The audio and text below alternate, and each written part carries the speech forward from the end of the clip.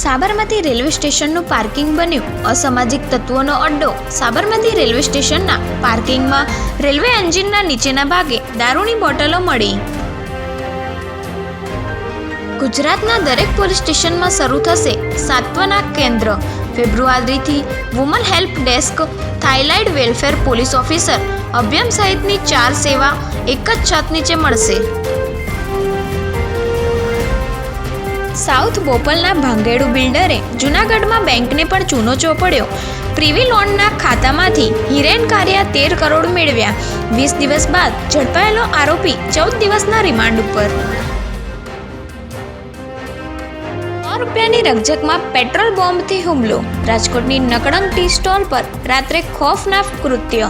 દિવસે બાજુની જ ઠાકરધણી ટી સ્ટોલ પર મારામારી થઈ।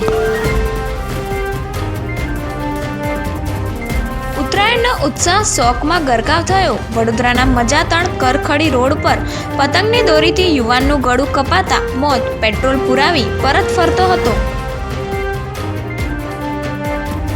બોગસ દસ્તાવેજો સાથે બાંગ્લાદેશી યુવક ઝડપાયો। એજન્ટને પૈસા આપી સાતખીરા બોર્ડર મારફતે ભારતમાં પ્રવેશ કર્યો।